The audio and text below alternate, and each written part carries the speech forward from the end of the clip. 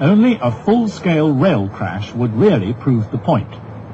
So, in July 1984, the CEGB organized Operation Smash Hit.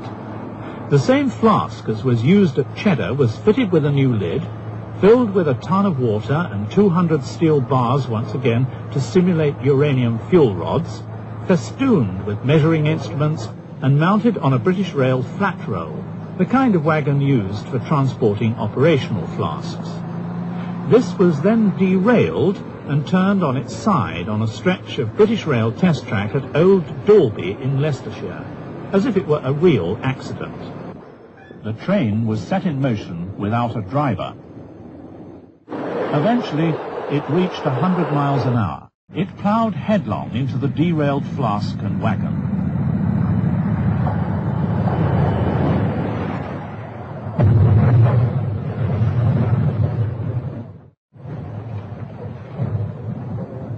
The draw hook on the front of the locomotive hit the edge of the flask, but the lid stayed bolted in position. There was some scarring of the steel and buckling of the outside cooling fins. But the flask had been pressurized to 100 pounds per square inch before the test, and measurements taken afterwards showed that only 0.26 of 1 pound of pressure had been lost.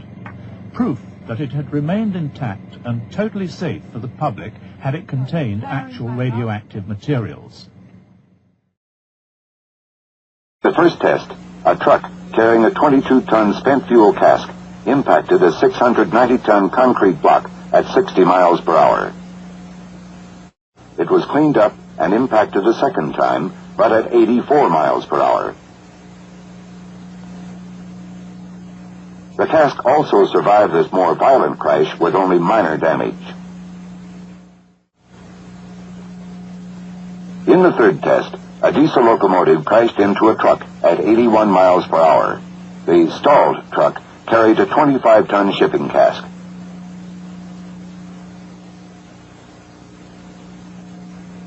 Cask deformation was minimal, and the ability of the cask to contain and shield its radioactive contents was not compromised. The final impact test had a 74-ton shipping cask carried by a Cask rail car crash into the concrete block at 81 miles per hour. This same Cask and rail car were then positioned over a pool of jet fuel and subjected to an engulfing fire, much more severe than the fire that might occur in a train wreck.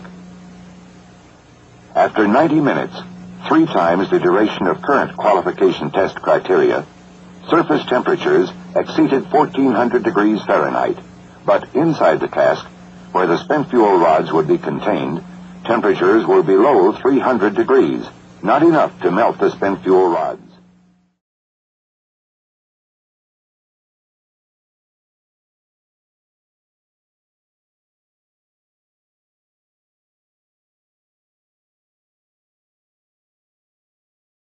The castor cask was positioned above a separate fuel oil trough, with its unprotected lid area facing towards the propane tank car. Thermocouples were installed to measure the temperature development at the metallic gaskets of the primary and secondary cask lids. Shortly before the start of the test, the rail tank was filled with 10,000 liters of liquid propane, and the steel troughs below the test objects were filled with fuel oil. After remote ignition, the fire inside the fuel oil troughs engulfed the test objects after 2 minutes nearly completely. Another 15 minutes later, the burst pressure of the propane tank was reached at 25 bar overpressure and 550 degrees Celsius tank shell temperature.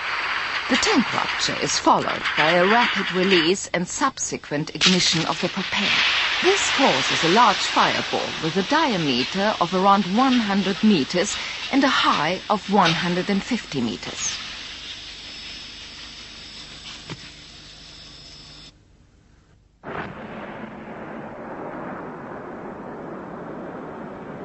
As a consequence of the propane tank initial rupture at the back furthest from the cask, The rail car with a rupturing tank was accelerated rocket-like onto the castor cask.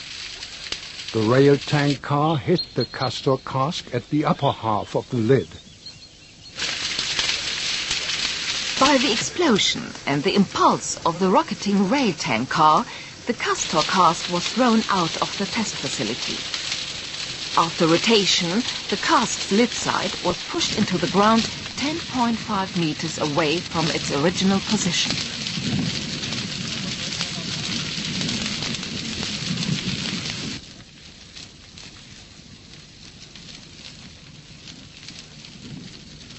On the excavated lid side, clearly the imprints of the impacting rail tank car structure could be seen.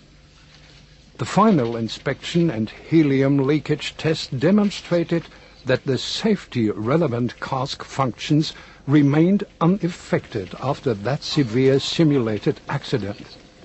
The transport of radioactive materials in Type B packages is accidental.